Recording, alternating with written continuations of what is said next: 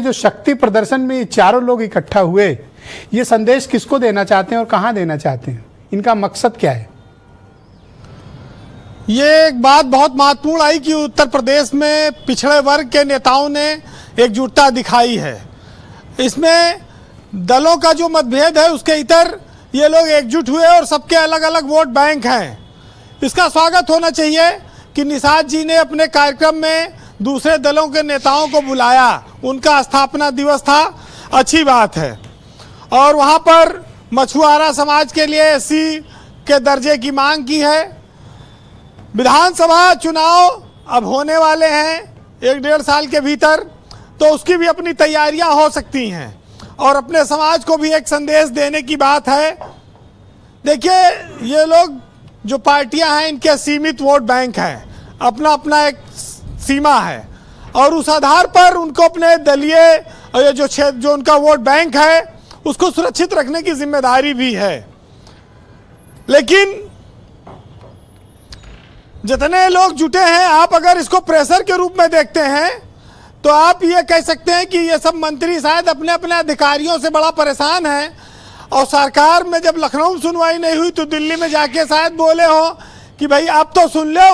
तो हो सकता है कि इस ताल कटोरा के मंथन से उत्तर प्रदेश में मंत्रियों के विभाग में कुछ बदलाव आए, ये भी हो सकता है।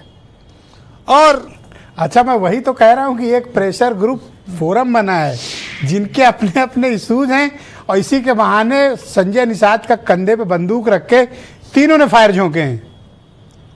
बिल्कुल।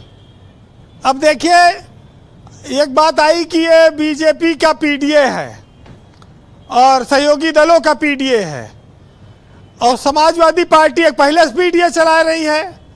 उस पीडीए को भाजपा कहती है कि परिवारवादी लिमिटेड पार्टी है और यहाँ बीजेपी के अंदर एक पीडीए बन गया। अब इस पर भी कुछ ना कुछ आएगा।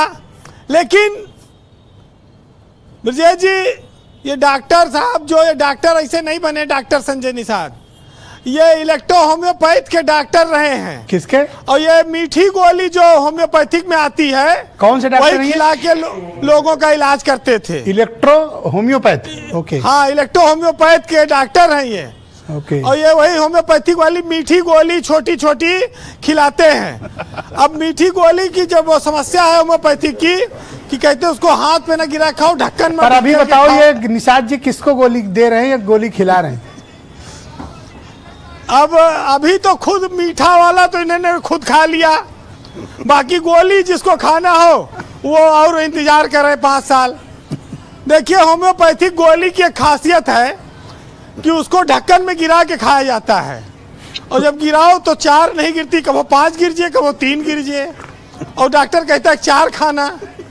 तो ये बड़ी समस्या उसी मुलझे रहते हैं। गहरी बात कह गए वीरेन जी, समझने वाले समझ ले। ये इसकी एक खासियत और है कि इस गोली को खाने से ये पता नहीं चलता है कि इलाज में फायदा हो रहा है कि नुकसान हो रहा है। बस आप खाते रहो और आश्वासन मिलता रहेगा। तो हालांकि ये बात कही गई दिल्ली में कि इस बार पक्का इलाज करेंगे। लेकिन देखिए, निषाद जी हमेशा कहते हैं कि भाई हमारा तुम झौवा भर वोट पौवा पर ले लेते हो। अब विजय जी, पौवा भी 80 रुपया का आता है, देसी वाला। इतना आसान नहीं ना मछुआरा समाज के लिए। देसी पीने वाले 80 रुपया खर्च करिए तब पौवा आए।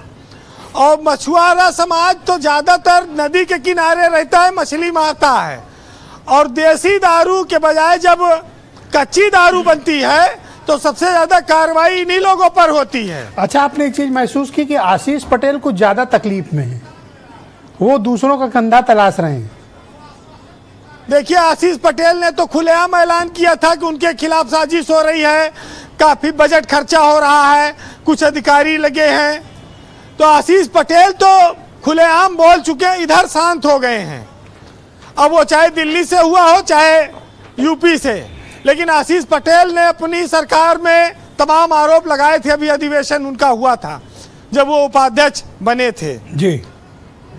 तो ये स्वाभाविक है कि जब सहयोगी दल एकजुट हुए, विभिन्न जातियों का संगठन है उनके पास, तो वो प्रेशर पॉलिटिक्स है और उस प्रेशर पॉलिटिक्स में बीजेपी से आगे अभी चुनाव दूर है, अभी उनको पहले कुछ सीटें चाहिए होंगी, कुछ मंत्रिमंडल में जगह चाहिए होगा, ये भी हो सकता है।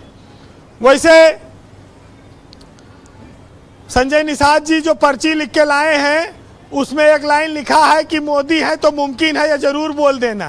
वो जो पर्ची में था, तो अभी वो बोलेंगे। अच्छा, मैं पूछवाया कि किसने लिख के दी तो बोले नहीं। विजय जी देखिए, कहीं से तो आई है पर्ची इनके पास। देखिए एक चीज बताऊं आपको, बड़ी अच्छी बात है जी कि बैंक वाले जो होते हैं वो सबको जो है होम लोन देते हैं घर के लिए, लेकिन जब अपनी ब्रांच खोलते हैं तो वो खुद किराए पे होती है। तो आप सोचिए कितना विचित्र संयोग है कि जो पूरे दुनिया को घर के लिए लोन दे रहा है वो खुद किराए पे रहता है। तो ऐसे ही छोटे छोटे राजनीतिक दल हैं जी, जहां माल बढ़िया बनेगा वहां खाएंगे, जहां समीकरण बैठेगा वहां चले जाएंगे। कोई किसी के साथ जीवन भर का लिखा कि नहीं लाया है।